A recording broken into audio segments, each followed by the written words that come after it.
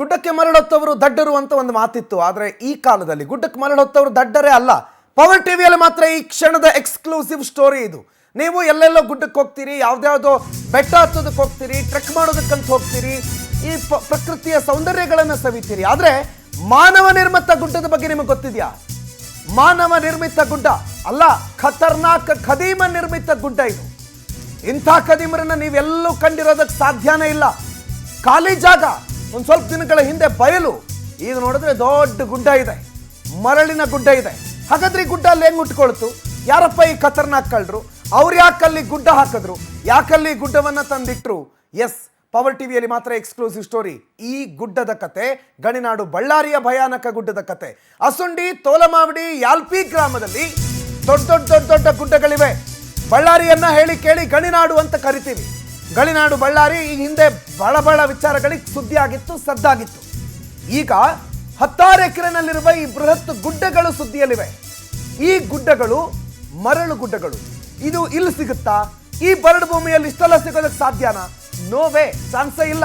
Permit ಕೊಟ್ಟಿದ್ದ ಜಮೀನನ್ನ ಬಗೆದು ಖಾಲಿ ಆದ ಮೇಲೆ ಈಗ ಬೇರೆ ಕಡೆ ಹೋಗಿ ಅಲ್ಲಿಂದ ಬಗ್ಕೊಂಡು ಬಂದು ಇಲ್ಲಿ ತಂದು ರಾಶಿ ಹಾಕೊಂಡು ಸರ್ಕಾರದ ಕಣ್ಣಿಗೆ ಮಣ್ಣೆರಚೋ ಕೆಲಸ ಆಗ್ತದೆ.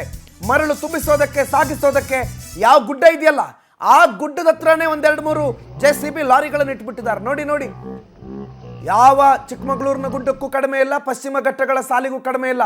ಹಸಿರು ಸ್ವಲ್ಪ ಕಮ್ಮಿ ಇದೆ ಬಿಟ್ರೆ ಗುಡ್ಡದ ಶೇಪು, ಸೈಜು ನೋಡಿದ್ರೆ ನಿಮ್ಗೆ ಅರ್ಥ ಆಗುತ್ತೆ.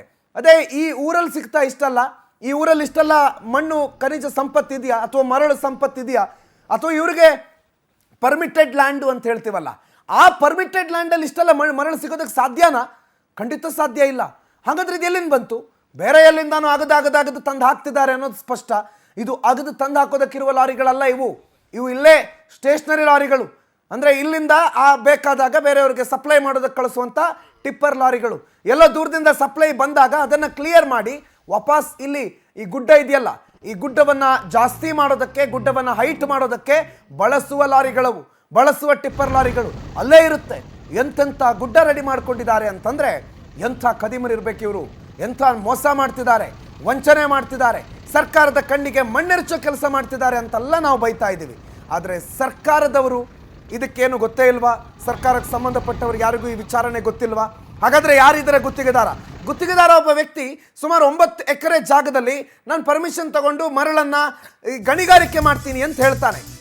ಅಸುಂಡಿ ಬಳಿ ಅವನಿಗೆ 9 ಎಕರೆ 91 ಗುಂಟೆ ಜಾಗದಲ್ಲಿ ಮರಳು ಗಣಿಗಾರಿಕೆ ಮಾಡೋದಕ್ಕೆ ಗುತ್ತಿಗೆ ಮಂಜೂರು ಮಾಡಿದ್ರು. ಆತ ಗುತ್ತಿಗೆನೇ ಇಲ್ಲ ಅಂತಲ್ಲ, ಗುತ್ತಿಗೆ ಇದೆ.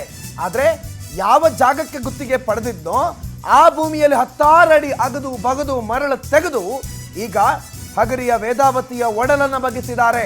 ಅಕ್ರಮವಾಗಿ ಮರಳನ್ನು ಸಂಗ್ರಹಿಸಿ ಮಾರಾಟ ಮಾಡ್ತಿದ್ದಾರೆ ಎನ್ನುವ ಆರೋಪ ಕೇಳಿಬಂದಿದೆ. 1 ಟಿಪ್ಪರ್ ಮರಳು ಪರ್ಮಿಟ್ ಇಟ್ಕೊಂಡು ಆ ಪರ್ಮಿಟ್ ಲೆಟರ್ನಲ್ಲೇ 4 ಟಿಪ್ಪರ್ ಲಾರಿ ಲೋಡ್ಗಳನ್ನು ಸಾಗಾಟ ಮಾಡ್ತಾರೆ ಅಂತ ಎಂ ಕೃಷ್ಣರಾವ್ ಅನ್ನುವ ಗುತ್ತಿಗೆದಾರನ ವಿರುದ್ಧ ವಿಜಯ್ ಅನ್ನೋರು ಗಂಭೀರವಾದಂಥ ಆರೋಪ ಮಾಡ್ತಿದ್ದಾರೆ. ಇವರಿಗೆ ಕೃಷ್ಣರಾವ್ ಅನ್ನೋರಿಗೆ ಪರ್ಮಿಷನ್ ಇರೋದು 9 ಎಕರೆ 91 ಗುಂಟೆ ಜಾಗ. ಅಲ್ಲಿ ಮರಳುಗಾರಿಕೆ ಮಾಡೋದಕ್ಕೆ ಗೌರ್ಮೆಂಟೇ ಪರ್ಮಿಷನ್ ಕೊಟ್ಟಿದೆ ಮತ್ತು ಅದಕ್ಕೆ ಬೇಕಾದಂಥ ದಾಖಲೆಗಳು ಅಥವಾ ಅದಕ್ಕೆ ಬೇಕಾದಂಥ ಹಣನೋ ಮತ್ತೊಂದು ಮಗದೊಂದು ಅವ್ರು ಕಟ್ಟಿದ್ದಾರೆ. ಈಗ 9 ಎಕರೆ ಅಗದು ಬಗದು ಅಲ್ಲಿ ದೊಡ್ಡ ಕಂದಕ ರೆಡಿ ಮಾಡಿ ಅಲ್ಲಿರುವ ಮರಳನ್ನೆಲ್ಲ ಭೂಗರ್ಭಕ್ಕೆ ಕೈ ಹಾಕಿ ಅಷ್ಟಕ್ಕಷ್ಟನ್ನು ತಂದು ಇಲ್ಲಿ ರಾಶಿ ಹಾಕೊಂಡ್ರು. ಆದರೆ ಆ 9 ಎಕರೆ ಭೂಮಿಯಲ್ಲಿ ಅಥವಾ ಜಮೀನಲ್ಲಿ ಇಷ್ಟು ಮರಳು ಸಿಗೋದಕ್ಕೆ ಸಾಧ್ಯನಾ? ಯಾರೇ ಆದರೂ ಯೋಚನೆ ಮಾಡ್ತಾರಲ್ಲ, ಇಷ್ಟೆಲ್ಲ ಮರಳು ಸಾಧ್ಯ ಇದೆಯಾ? ಪ್ರಾಬಬ್ಲಿ ಇದರ ಒಂದು 50% ಇರ್ಬೋದಾ? ಬೇಡಪ್ಪ, ಒಂದು 70% ಆ 9 ಎಕರೆ ಜಾಗದಿಂದ ಇತ್ತು ಅಂತ ಅನ್ಕೊಳ್ಳಿ. ಇನ್ನುಳಿದಿರೋ 30% ಎಲ್ಲಿಂದ? ಏನು ಭೂಮಿಯಲ್ಲಿ ತಂದಾಕಿರೋ ಮಣ್ಣು ಮರಿ ಮಾಡುತ್ತೇನು? ಆಯ್ತು, ಇವರೇನೋ ಬೇರೆ ಕಡೆ ಮಾಡ್ಕೊಂಡ್ ಬರ್ತಿದ್ದಾರೆ ಅಂತಂದ್ರೆ ಗಣಿ ಅಧಿಕಾರಿಗಳೇನು ಕಣ್ಣಿಗೆ ಕಿವಿಗೆ ಮುಚ್ಕೊಂಡು ಕೂತಿದಾರ? ಗಣಿನಾಡು ಬಳ್ಳಾರಿ ಅಧಿಕಾರಿಗಳಿಗೆ ಈ ಅಕ್ರಮದ ವಾಸನೆ ಬರಲೇ ಇಲ್ವಾ? ಗಣಿ ಅಧಿಕಾರಿ ನವೀನ್ ನವರಂಗಿ ಆಟ ಆಡ್ತಾರೆ. ಶಾಸಕರು ಅಧಿಕಾರಿಗಳ ಕೃಪೆ ಇಲ್ಲದೆ ಇಂಥ ದಂಧೆ ನಡೆಯೋ ಸಾಧ್ಯನೇ ಇಲ್ಲ.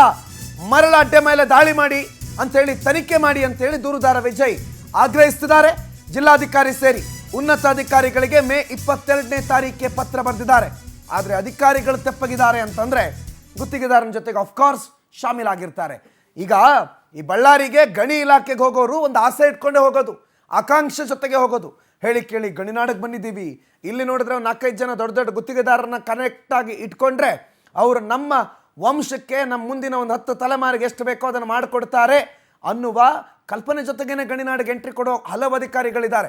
ಅಂಥವರು ಇವ್ರಿಗೆಲ್ಲ ಹೆಲ್ಪ್ ಮಾಡಿಕೊಂಡು ಅವರೂ ದುಡ್ಡು ಮಾಡಿಕೊಂಡು ಇವ್ರಿಗೂ ದುಡ್ಡು ಮಾಡ್ಕೊಳ್ಳೋದಕ್ಕೆ ಬಿಟ್ಟು ಸರ್ಕಾರಕ್ಕೆ ಮಣ್ಣೆರಚಿ ಭೂಮಿಯ ಒಡಲನ್ನು ಬಗೆದು ಮೋಸ ಮಾಡ್ತಿದ್ದಾರೆ, ಅಕ್ರಮ ಮಾಡ್ತಿದ್ದಾರೆ. ವೀರೇಶ್ ಮಾಹಿತಿ ಕೊಡ್ತಾರೆ. ವೀರೇಶ್, ಇಷ್ಟು ದೊಡ್ಡ ಮರಳಿನ ದಿಣ್ಣೆಗಳು ಅಥವಾ ಇಷ್ಟು ದೊಡ್ಡ ಗುಡ್ಡ ಕೇವಲ 9 ಎಕರೆ ಭೂಮಿಯಲ್ಲಿ ಸಾಧ್ಯನೇ ಇಲ್ಲ. ಹಾಗಾದ್ರೆ ಎಲ್ಲಿಂದ ಬಂತು? ಯಾಕೆ ನಿಮ್ಮ ಗಣಿನಾಡಿನ ಅಧಿಕಾರಿಗಳು, ಅದು ಗಣಿ ಮತ್ತು ಭೂವಿಜ್ಞಾನ ಇಲಾಖೆ ಅಧಿಕಾರಿಗಳು, ಅವ್ರ ಕೆಲಸನೇ ಅದೇ ಅಲ್ವಾ? ಏನು ಮಾಡ್ತಾರೆ ಅವರು? ಹೌದು ಪ್ರಣೀತ್, ಈ ಒಂದು ಗಣಿ ಜಿಲ್ಲೆ ಬಳ್ಳಾರಿಯಲ್ಲಿ ಮರಳು ಮಾಫಿಯಾ ಎನ್ನುವುದು ಹೆಗ್ಗಿಲ್ಲದೆ ಹಗಲು ರಾತ್ರಿ ಎನ್ನದೇ ನಡೆಯುತ್ತಿದೆ. ಮುಖ್ಯವಾಗಿ ನಾವು ಗಮನಿಸುವುದಾದರೆ ಕೇವಲ 1-2 ಸರ್ಕಾರದ ನಿಯಮಾವಳಿಯಂತೆ ಪರ್ಮಿಟ್ ಅನ್ನು ತೆಗೆದುಕೊಂಡು ಹಗಲು ರಾತ್ರಿ ಎನ್ನದೇ ಒಡೆಯುತ್ತಿರುವುದು, ಈ ಮರಳನ್ನು ಸಾಗಿಸುವಂತಹ ಕಾರ್ಯವನ್ನು ಬೃಹತ್ ಪ್ರಮಾಣದ ಲಾರಿಗಳಲ್ಲಿ ಮಾಡುತ್ತಿರುವುದನ್ನು ನೋಡಿದಾಗ ಎಲ್ಲೋ ಒಂದು ಕಡೆ ಸಂಬಂಧಪಟ್ಟಂತಹ ಇಲಾಖೆಯಾದಂತಹ ಗಣಿ ಮತ್ತು ಭೂವಿಜ್ಞಾನ ಇಲಾಖೆಯ ಅಧಿಕಾರಿಗಳು ಇವರ ಜೊತೆ ಶಾಮೀಲಾಗಿರುವುದು ನಮಗೆ ಗೋಚರಿಸುತ್ತದೆ. 2 ದಿನಗಳ ಕೆಳಗಷ್ಟೇ ಈಗಾಗಲೇ ಬಂದು ರಾಜ್ಯ ತಂಡ ಪರಿಶೀಲನೆ ನಡೆಸಿದಂತಹ ಸಮಯದಲ್ಲಿ ಈ ಒಂದು ಗಣಿ ಮತ್ತು ಭೂವಿಜ್ಞಾನ ಇಲಾಖೆಯ ಅಧಿಕಾರಿಗಳನ್ನು ತರಾಟೆಗೆ ತೆಗೆದುಕೊಂಡಂತಹ ವಿಷಯವು ಗಮನಕ್ಕೆ ಬಂದಿದೆ. ಈ ಒಂದು ಗುತ್ತಿಗೆದಾರರಿಗೆ ಆಗಿರ್ತಕ್ಕಂತಹ ಸರ್ವೆ ನಂಬರ್ ನಲ್ಲಿ ಕೇವಲ ಮರಳು ಇರದೆ ಕೇವಲ ಮಣ್ಣು ಮಾತ್ರ ಇದೆ. ಆದ್ರೂ ಈ ಒಂದು ಇಲ್ಲಿಗೆ ಮರಳು ಹೇಗೆ ಬಂತು ಎನ್ನತಕ್ಕಂತಹ ಈ ಒಂದು ಪ್ರಶ್ನೆಗೆ ಈ ಒಂದು ಪಕ್ಕದಲ್ಲೇ ಇರತಕ್ಕಂತಹ ವೇದಾವತಿ ನದಿಯ ಒಡಲನ್ನು ಬರಿದಾಗಿಸುವಂತಹ ಕಾರ್ಯಕ್ಕೆ ಗುತ್ತಿಗೆದಾರರು ಮತ್ತು ಈ ಒಂದು ಇದಕ್ಕೆ ಅಧಿಕಾರಿಗಳು ಮತ್ತು ರಾಜಕೀಯ ನಾಯಕರ ಒಂದು ಪ್ರೇರೇಪಣೆಯಿಂದ ಇಷ್ಟೆಲ್ಲಾ ಒಂದು ಅಕ್ರಮಗಳು ನಡೆಯುತ್ತಿವೆ ಎಂದು ಹೇಳಬಹುದು. ಪ್ರಣೋದ್, ಇಲ್ಲಿ ಇನ್ನೊಂದು ವಿಚಾರ ನಾವು ಗಮನಿಸ್ತಾ ಹೋದಾಗ ಇಲ್ಲಿ ತಿಳಿಯತಕ್ಕಂತಹ ಅಂಶವೇನೆಂದರೆ ಈ ಒಂದು ಮುಂಜಾನೆ 6 ಗಂಟೆಯಿಂದ ಸಂಜೆ 6 ಗಂಟೆವರೆಗೆ ಮಾತ್ರ ಯಾವುದಕ್ಕೆ ಆದ್ರೂ ಸಹ ಪರ್ಮಿಟ್ ಕೊಡತಕ್ಕಂತಹ ಅವಕಾಶ ಇರುತ್ತದೆ. ಆದರೆ ಇಲ್ಲಿ ಪರ್ಮಿಟ್ ಅನ್ನೋದು ರಾತ್ರಿ ಎಲ್ಲ ಲಾರಿಗಳು ಉಸುಗನ್ನು ಅಕ್ರಮವಾಗಿ ಸಾಗಿಸ್ತಿದಾವೆ ಅಂದ್ರೆ ಪರ್ಮಿಟ್ ಯಾಕೆ ಮತ್ತೆ ಹೇಗೆ ವಿತರಣೆ ಮಾಡ್ತಾರೆ? 1-2 ಪರ್ಮಿಟ್ ವಿತರಣೆ ಮಾಡಿ ಸುಮಾರು 10-20 ಲಾರಿಗಳನ್ನು ಈ ಕಳಿಸತಕ್ಕಂತಹ ಕಾರ್ಯವನ್ನು ಮಾಡ್ತಾರೆ. ಈ ವಿಚಾರದ ಬಗ್ಗೆ ನಾನು ಖುದ್ದಾಗಿ ಈ ಒಂದು ಈ ಗಣಿ ಮತ್ತು ಭೂವಿಜ್ಞಾನ ಇಲಾಖೆಗೆ ಹೋಗಿ ನವೀನ್ ಅನ್ನತಕ್ಕಂತಹ ಈ ಒಂದು ಯಾಳ್ಪಿ, ತೊಲಮಾಮಿಡಿ ಮತ್ತು ಈ ಒಂದು ತೊಲಮಾಮಿಡಿ ಮತ್ತು ಯಾಳ್ಪಿ ಸೇರಿದಂತೆ ಇತರೆ ಒಂದು ಇಲ್ಲಿ ಮರಳು ಗಣಿಗಾರಿಕೆ ನಡೀತಕ್ಕಂತಹ ಪ್ರದೇಶಗಳಿಗೆ ಸಂಬಂಧಪಟ್ಟಂತಹ ಇನ್ಚಾರ್ಜ್ ಇರತಕ್ಕಂತಹ ಅಧಿಕಾರಿಯಾಗಿರುವಂತಹ ನವೀನ್ ಅವರ ಗಮನಕ್ಕೆ ತಂದ್ರು ಸಹ ಆಯ್ತ್ರಿ, ಈ ವಿಚಾರಕ್ಕೆ ಸಂಬಂಧಪಟ್ಟಂಗೆ ಭೇಟಿ ಮಾಡೋಣ, ಆದಷ್ಟು ಮಟ್ಟಿಗೆ ಸಾಧ್ಯವಾದರೆ ನಾನು ಹೇಳ್ತೀನಿ, ಅಲ್ಲಿ ಹೋಗಿ ವಿಸಿಟ್ ಮಾಡೋಣ ಅನ್ನತಕ್ಕಂಥ ಉಡಾಫೆ ಉತ್ತರವನ್ನು ಕೊಡ್ತಾ ಹೋದ್ರು. ಆದ್ರೆ ವಾಸ್ತವ ಸ್ಥಿತಿಯಲ್ಲಿ ಇದರ ಬಗ್ಗೆ ಕಂಪ್ಲೇಂಟ್ ಮಾಡಿರ್ತಕ್ಕಂಥ ವಿಜಯ್ ಕುಮಾರ್ ಅವರು ಜಿಲ್ಲಾಧಿಕಾರಿಗಳ ಗಮನಕ್ಕೂ ತಂದಿದ್ದಾರೆ. ಅದೇ ರೀತಿಯಾಗಿ ಗಣಿ ಮತ್ತು ಭೂವಿಜ್ಞಾನ ಇಲಾಖೆಯ ಹಿರಿಯ ಈ ಒಂದು ಸಂಶೋಧಕರು ಮತ್ತು ಹಿರಿಯ ಒಂದು ವಿಜ್ಞಾನಿಯಾಗಿರ್ತಕ್ಕಂತಹ ದ್ವಿತೀಯ ಮೇಡಮ್ ಅವರ ಗಮನಕ್ಕೂ ಸಹ ತಂದಿದ್ದಾರೆ. ಆದಾಗಿಯೂ ಸಹ ಇದು ಹೆಗ್ಗಿಲ್ಲದೆ ನಡೆಯುತ್ತಿದೆ ಎಂದರೆ ಇಲ್ಲಿ ಎಲ್ಲೋ ಒಂದು ಕಡೆ ರಾಜಕೀಯ ಪ್ರೇರಿತವಿದು ಇರಬಹುದು ಎನ್ನತಕ್ಕಂಥದ್ದು ಸಹ ಇಲ್ಲಿ ಕಲ್ಪಿತವಾಗ್ತದೆ. ಅದೇ ರೀತಿಯಾಗಿ ಇಲ್ಲಿ ಸಾಕಷ್ಟು ಪ್ರಮಾಣದಲ್ಲಿ ಲಾರಿಗಳು ಹಗಲು ರಾತ್ರಿ ತಿರುಗಾಡುವುದರಿಂದ ಸಾಕಷ್ಟು ಆಕ್ಸಿಡೆಂಟ್ ಆಗಿ ಸತ್ತಿರ್ತಕ್ಕಂತಹ ಉದಾಹರಣೆಗಳನ್ನು ಸಹ ಇವೆ. ಹಾಗೂ ಈ ಒಂದು ಬಿಟ್ ಗಳಿಗೆ ವಿಡಿಯೋ ಮಾಡಲು ಯಾವುದೇ ಒಬ್ಬ ವರದಿಗಾರರು ಹೋದಂತಹ ಸಮಯದಲ್ಲಿ ಬೆದರಿಕೆ ಹಾಕತಕ್ಕಂತಹ ಕಾರ್ಯಗಳನ್ನು ಮಾಡುವುದರ ಮೂಲಕ ಎಲ್ಲೋ ಒಂದು ಕಡೆ ಗುಂಡಾಯಿಸಂಗೆ ಮತ್ತೊಂದು ಸಾರಿ ಈ ಒಂದು ಗಣಿ ಜಿಲ್ಲೆ ಬಳ್ಳಾರಿಯು ಈ ಒಂದು ದಾರಿ ನೀಡ್ತಾ ಇದೆಯಾ ಅನ್ನತಕ್ಕಂಥದ್ದು ಇಲ್ಲಿ ಗೊತ್ತಾಗ್ತಿದೆ. ಅದೇ ರೀತಿಯಾಗಿ ಈ ಒಂದು ಗಣಿ ಒಂದು ಜಲ ಜೀವಚರಗಳಿಗೆಲ್ಲ ಸಹ ಸಮಸ್ಯೆ ಆದರೂ ಸಹ ಅವರ ಹಿತದೃಷ್ಟಿಯಿಂದ ಕೇವಲ ಈ ಒಂದು ವೇದಾವತಿ ನದಿಯಿಂದ ಈ ಒಂದು ಉಸುಗನ್ನು ಸಂಗ್ರಹಿಸಿ ಟನ್ ಗಟ್ಟಲೆ ಹೊರಗಡೆ ಹೊಲದಲ್ಲಿ ಹಾಕಿಕೊಂಡು ಇದೇ ಪರ್ಮಿಟ್ ಎನ್ನತಕ್ಕಂತಹ ಉಡಾಫೆ ಉತ್ತರವನ್ನು ನೀಡಿ ದಾಖಲೆಗಳನ್ನು ನೀಡದೆ ಸಂಪೂರ್ಣವಾಗಿ ಎಲ್ಲೋ ಒಂದು ಕಡೆ ಮರೆಮಾಚತಕ್ಕಂತಹ ಕೆಲಸವನ್ನು ಗಣಿ ಮತ್ತು ಭೂವಿಜ್ಞಾನ ಇಲಾಖೆ ಅಧಿಕಾರಿಗಳು ಮಾಡ್ತಾ ಇದ್ದಾರೆ. ಇದಕ್ಕೆಲ್ಲ ಕಾರಣ ಅವರು ಈ ಒಂದು ಅಕ್ರಮ ನಡೆಸತಕ್ಕಂತಹ ಗುತ್ತಿಗೆದಾರರು ಮತ್ತು ಈ ಒಂದು ಶಾಮೀಲುದಾರರ ಜೊತೆ ಶಾಮೀಲಾಗಿರುವುದೇ ಇದೊಂದು ದೊಡ್ಡ ಒಂದು ದುರಂತ ಅಂತ ಹೇಳ್ಬೋದು. ಹೀಗೆ ಮುಂದುವರೆದರೆ ಮುಂದಿನ ತಲೆಮಾರುಗಳಿಗೆ ನಾವು ನೀಡತಕ್ಕಂತಹ ಉತ್ತರವಾದರೂ ಏನು ಎಂಬುದು ಸಾಕಷ್ಟು ಯಕ್ಷ ಪ್ರಶ್ನೆಯಾಗಿ ಉಳಿಯುತ್ತದೆ. Pranod, okay, thank you Veeresh ಮಾಹಿತಿಗೆ. ರೈತಪರ ಹೋರಾಟಗಾರರು ಪುರುಷೋತ್ತಮ್ ಗೌಡ ಅವರು ನಮ್ಮ ಜೊತೆಗೆ ಫೋನ್ ಸಂಪರ್ಕದಲ್ಲಿ ಜಾಯ್ನ್ ಆಗಿದ್ದಾರೆ. ಗೌಡ್ರೆ, ಎಷ್ಟು ದಿನಗಳಿಂದ ಇದು ನಡೀತಾ ಇದೆ? ಯಾಕೆ ಇದಷ್ಟು ಈಸಿಯಾಗಿ ಯಾರು ತೊಂದರೆನೇ ಕೊಡದೆ ನಡೆಯುತ್ತಾ? ಅಂದರೆ ಅಧಿಕಾರಿಗಳು ಅವ್ರ ಕೆಲಸ ಮಾಡ್ತಿಲ್ಲ ಅಂತ ಆಯಿತು, ಯಾಕೆ ಅವ್ರದ್ದೆಲ್ಲ ಶಾಮೀಲಿದೆಯಾ? ಯಾರ್ಯಾರಿಗೆ ಪಾಲು ಹೋಗುತ್ತಿದ್ರಲ್ಲಿ? ಗಣಿ ಮತ್ತು ಭೂವಿಜ್ಞಾನ ಬಳ್ಳಾರಿಗೆ ಹೆಸರುವಾಸಿ ತಂದಿರತಕ್ಕಂಥದ್ದು. ಯಾಕಂದ್ರೆ ಅವಾಗ ಗಣಿ ಲೂಟಿ ಮಾಡಿ ಅವಾಗ ಕರ್ನಾಟಕ ರಾಜ್ಯ ಭಾರತ ದೇಶಕ್ಕೆ ಹೆಸರುವಾಸಿ ಆಗಿತ್ತು. ಈ ಕೂಡ ಇದೇ ಪರಿಸ್ಥಿತಿ ತಂದಿಟ್ಟದ್ದು. ಯಾಕಂದ್ರೆ ಬಳ್ಳಾರಿ ಗ್ರಾಮೀಣ ಭಾಗದಲ್ಲಿ ಉಸುಗು, ಇವತ್ತು ನಾವು ವೇದಾವತಿ ನದಿ ಇರ್ತೈತಿ ಸರ್, ಆ ವೇದಾವತಿ ನದಿಯಲ್ಲಿ ಇವತ್ತು ಉಸುಗಿಂದ ದಂಧೆ ನಡೆಯಕ್ಕೆ ಹಚ್ಚಿಬಿಟ್ಟೈತಿ. ಅಂದ್ರೆ ಅದೇನು ಗಣಿ ಸಂಪತ್ತು ಹೆಂಗಿತ್ತು, ಈ ಗಣಿ ಕೂಡ ಇವತ್ತು ಗಣಿ ಮತ್ತು ಭೂವಿಜ್ಞಾನ ಅಷ್ಟು ವಿಫಲತೆ ಆಗಿದೆ. ಅಲ್ಲಿ ಏನಾಗಿದೆ ರೀ, ಜಲಚರಗಳಿಗೆ ತೊಂದರೆ ಆಗ್ತೈತೆ, ರೈತರಿಗೆ ತೊಂದರೆ ಆಗ್ತೈತೆ.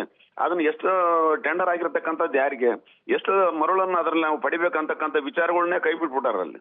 ಆಮೇಲೆ ಬೆಳಗ್ಗೆ 6ರಿಂದ ಸಂಜೆ 6ವರೆಗೆ ಮಾತ್ರ ಅದನ್ನ ಉಸುಕನ್ನ ಟ್ರಾನ್ಸ್ಲೇಷನ್ ಮಾಡ್ಬೇಕು. ಆದ್ರೆ ಇವ್ರು ಏನ್ ಮಾಡ್ತಾ ಇದಾರ, ಕಂಪ್ಲೀಟ್ ಬೆಳತಕ್ಕನ್ನ ರಾತ್ರಿ ಎಲ್ಲ ಹೊಡಿತಾ ಇದಾರ. ಕಾರಣ ಅಂದ್ರೆ ಅಕ್ರಮ ಉಸುಕು ಹೊಡಿತಕ್ಕಂಥದ್ದು. ಅಂದ್ರೆ ಈಗ ಅಕ್ರಮ ಮರಳು ಇದೇನೋ ಪ್ರಯತ್ನ ಮಾಡ್ತಾ ಇದಾರೆ. ಗಣಿ ಮತ್ತು ಭೂ ವಿಜ್ಞಾನ ಅಧಿಕಾರಿಗಳೆಲ್ಲರೂ ಕೂಡ ರಾಜಕಾರಣಿಗಳು ಕೈ ಹೊಡೆದಾಗಿದಾರ ಅಥವಾ ಏನು ಪರಿಸ್ಥಿತಿಗಳು ಇದಾರೆ ಅವ್ರಿಗೆ ಗೊತ್ತಿಲ್ಲ. ಇದ್ರಂಗ್ ಮಾಡಿನೇ ಬಳ್ಳಾರಿನ ಅವತ್ತು ಹೆಸರುವಾಸಿ ಮಾಡಿ ಬಿಟ್ಟಿದ್ರು ಗಣಿ ಸಂಪತ್ತನ್ನ. ಇವತ್ತೇ ಮರಳು ಸಂಪತ್ತನ್ನ ಮಾಡಕಚ್ಚಾರ. ಅಂದ್ರೆ ಮರಳಿನ ಪರಿಸ್ಥಿತಿ ಕೂಡ ಇವಾಗ ಏನಾಗ್ಬಿಟ್ಟೈತ್ರಿ, ಕಂಪ್ಲೀಟ್ ರೈತರಿಗೆ ಅನುಕೂಲ ಇರಲಿಲ್ಲ. ಎಲ್ಲರೂ ಕೂಡ ರೈತರ ಪರಿಸ್ಥಿತಿಗಳು, ಹೊಲಗಳ ಜೀವನಗಳು ಹೆಂಗ ಅಂದ್ರೆ ಅಲ್ಲಿ ಇರ್ತಕ್ಕಂಥ ಜಲಚರಗಳ ಪರಿಸ್ಥಿತಿಗಳು ಏನ. ಈಗ ಅಲ್ಲಿ ಅದರ ವೇದಾವತಿ ನದಿಗೆ ಲಕ್ಷಾಂತರ ರೈತರು ಇವತ್ತಿನ ಜೀವನಾಡಿ ಆಗೈತೆ ಅದು. ಆದ್ರ ಆ ಜೀವನಾಡಿಯನ್ನ ತೆಗೆದಾಕ್ತದಾರ. ಎಲ್ಲಿ ಸಿಕ್ಕರೆ ಅಲ್ಲಿ ಕೂಡ ಅದರಗಳು ತಂದು ಈ ಟೆಂಡರ್ ಕೊಡ್ಬೇಕಾದ್ರೆ ಕೂಡ ಅವ್ರಿಗೆ ಕೆಲವೊಂದು ಸಲಹೆ ಸೂಚನೆಗಳು ಇರ್ತಾವ್ರಿ. ಆ ಸಲಹೆ ಸೂಚನೆಗಳನ್ನ ಬಿಟ್ಟು ಅವ್ರದೇ ಆಗಿರ್ತಕ್ಕಂಥ ಟೆಂಡರ್ ತಗೊಂಡಿರ್ತಕ್ಕಂಥ ಪ್ರೈವೇಟ್ ಹೊಲಗಳಲ್ಲಿ ತಮ್ಮ ಹೊಲದಲ್ಲಿ ಆ ಮರಳನ್ನ ತಂದು, ವೇದಾವತಿ ನದಿ ಮರಳನ್ನ ತಂದು ತಮ್ಮ ಹೊಲದಾಗ ಹಾಕೊಂಡು ಅಲ್ಲಿ ಟೆಂಡರ್ ಅಂತಂದು ಹೇಳಿ ತಾವು ಗುರುತಿಸಿ ಅಲ್ಲಿಂದ ಇದು ಟೋಟಲ್ ಅಕ್ರಮ ರೀ. ಅಂದ್ರೆ ಈ ಅಕ್ರಮಕ್ಕೆ ಕಾರಣ ಗಣಿ ಮತ್ತು ಭೂ ವಿಜ್ಞಾನ ಇಲಾಖೆ ಅಧಿಕಾರಿಗಳು ಏನ್ ಮಾಡ್ತಿದಾರ ಅಲ್ಲಿ. ಅಂದ್ರೆ ಇಲಾಖೆ ಅಧಿಕಾರಿಗಳು ಮಾಡ್ತಕ್ಕಂಥ ತಪ್ಪನ್ನ ಯಾಕೆ ಸರ್ಕಾರ ಗುರುತಿಸ್ತಾ ಇಲ್ಲ? ಅಂದ್ರೆ ಇಲ್ಲಿ ಪರಿಸ್ಥಿತಿಗಳು ಏನಾಗ್ತದೇವ ಈ ರೀತಿ ಆದ್ರಿಗೆ ನಮ್ಮ ರೈತರ ಪರಿಸ್ಥಿತಿಗಳು ಹೆಂಗ ಅಂದ್ರೆ ರೈತರು ನಾಳೆ ನಾವು ಅದನ್ನ ನಂಬಿಕೊಂಡು ಜೀವನ ಮಾಡ್ತಕ್ಕಂಥ ರೈತರು ಇವತ್ತು ಅದಕ್ಕೆ ಹಲವಾರು ಏತ ನೀರಾವರಿಗಳು ಪಂಪ್ಸೆಟ್ಗಳು ಮಾಡ್ಕೆ ಆ ಪಂಪ್ಸೆಟ್ಗಳ ಮುಖಾಂತರ ಇವತ್ತು ನಾವು ರೈತರು ಏನ್ ಗತಿ ಆಗ್ಬೇಕು ಅಂದ್ರೆ ನಾವೆಲ್ಲಿರ್ತಕ್ಕಂಥ ಬೆಳೆಗಳು ಏನ್ ಗತಿ ಆಗ್ಬೇಕ್ರಿ ರೈತರು. ಆಮೇಲೆ ಬರೀ ಅಕ್ರಮಕ್ಕೆ ಮರಳಿಗೆ ನಾವು ಮರಳಾಗ್ಬಿಟ್ರಿಗೆ ಇವ್ರಿ ಸರ್ಕಾರ ಅಥವಾ ಗಣಿ ಮತ್ತು ಭೂ ವಿಜ್ಞಾನ ನಮ್ಮ ರೈತರ ಪರಿಸ್ಥಿತಿಗಳ ಬಗ್ಗೆ ಚಿಂತನೆ ಹಾಕಿಲ್ಲ. ನಮ್ಮ ರೈತರ ಬೆಳೆಗಳ ಪರಿಸ್ಥಿತಿಗಳು ಏನಾಗ್ತಾವ. ಆಮೇಲೆ ಅದರಲ್ಲಿ ಜಲಚರಗಳು ಅದಾವ್ರಿ, ಅದು ಇವತ್ತು ರೈತರನ್ನ ಕಾಪಾಡ್ತಕ್ಕಂಥದ್ದು, ನೀರಿನ ಶುದ್ಧೀಕರಣ ಮಾಡ್ತಕ್ಕಂಥ ಒಂದು ಮೀನುಗಳ ಪರಿಸ್ಥಿತಿಗಳು ಏನಾಗ್ತತೆ ಅಂದ್ರೆ ಯಾವುದೇ ಬಗ್ಗೆ ಮುನ್ನೆಚ್ಚರಿಕೆ ಮುನ್ಸೂಚನೆಗಳಿಲ್ಲ. ಈಗ ಕೇವಲ ಡೇ ಟೈಮ್ ಹಗಲತ್ಲಿ ಮಾತ್ರ ಸಾಗಾಣಿಕೆ ಮಾಡ್ಬೇಕಾಗಿರ್ತಕ್ಕಂಥ ಮರಳನ್ನ ರಾತ್ರಿ ಸಾಗಣೆ ಮಾಡ್ತಾರಂತಂದ್ರೆ ಆಲೋಚನೆ ಮಾಡ್ಬೇಕಾಗಿರ್ತಕ್ಕಂಥ ಇದು ಅಕ್ರಮ. ಅಂದ್ರೆ ಅಕ್ರಮ ಮರಳು ಸಾಗಾಣಿಕೆಗೆ ಹೆಸರುವಾಸಿ ಮತ್ತೆ ಬಳ್ಳಾರಿ ಜಿಲ್ಲೆನ ತಂದ್ಬಿಟ್ಟಾರೆ ಇವ್ರು ಆಲ್ರೆಡಿ. ವೇದಾವತಿ ನದಿನೇ ಕಾರಣ. ಅಂದ್ರೆ ವೇದಾವತಿ ನದಿ ಇವತ್ತು ಅಲ್ಲಿ ಹರಿತಕ್ಕಿರ್ತಕ್ಕಂಥದ್ದು ನಮ್ಮ ಪುಣ್ಯದ ಭಾಗ್ಯ ಅದು. ಅಂದ್ರೆ ರೈತರ ಒಂದು ಪುಣ್ಯದ ಭಾಗ್ಯ ಅದು. ಆ ರೈತರನ್ನ ಜೀವನಾಡಿನೇ ಹಾಳು ಮಾಡ್ತಾ ಇರ್ತಕ್ಕಂಥ ಗಣಿ ಮತ್ತು ಭೂ ವಿಜ್ಞಾನಿಗೆ ಅದನ್ನ ಯಾವ ರೀತಿಯಾಗಿ ನಾವು ಹೇಳ್ಬೇಕನ್ನೋದು ನಾಚಿಕೆ ಆಗ್ಬಿಟ್ಟೈತ್ರಿ ನಮ್ಗೆ. ಯಾಕಂದ್ರೆ ಹಿಂದೆ ಇದೇ ಬಳ್ಳಾರಿ ಜಿಲ್ಲೆನ ಹೆಸರುವಾಸಿ ಮಾಡಿಕ್ ಬಿಟ್ಟಿದ್ರು. ನಿಜ ಎಸ್, ಈ ಬಗ್ಗೆ ಸುದ್ದಿ ಪ್ರಸಾರ ಮಾಡಿದ್ದೀವಿ. ಸಂಬಂಧಪಟ್ಟವರು ಇದಕ್ಕೆ ಸರಿಯಾಗಿ ಕಾರ್ಯನಿರ್ವಹಿಸಲಿ ಅನ್ನುವಂಥದ್ದು ಅಷ್ಟೇ ನಮ್ಮ ಆಶಯ. ಥ್ಯಾಂಕ್ ಯು ನಮ್ಮ ಜೊತೆಗೆ ಮಾತನಾಡಿದ್ದಕ್ಕಾಗಿ. ಇಲಾಖೆ ಅಧಿಕಾರಿಗಳು ನೀವು ಮಾಡೋ ಕೆಲಸ ಮಾಡಿ, ಯಾರ್ದೋ ಹೊಸ ಕೆಲಸ ಅಥವಾ ಎಕ್ಸ್ಟ್ರಾ ಕೆಲಸ ಅಲ್ಲ. ನೀವು ಕೆಲಸ ಮಾಡಿದರೆ ಇಂಥ ಹಲವು ಅಕ್ರಮಗಳನ್ನು ತಡೆಯೋದಕ್ಕಾಗುತ್ತೆ. ಇಲ್ಲ ನೀವೇ ಶಾಮೀಲಾಗ್ತಿದ್ದೀರಿ ಅಂತಂದರೆ ಮುಂದೇನಾಗುತ್ತೆ ಕಾದ್ ನೋಡೋಣ.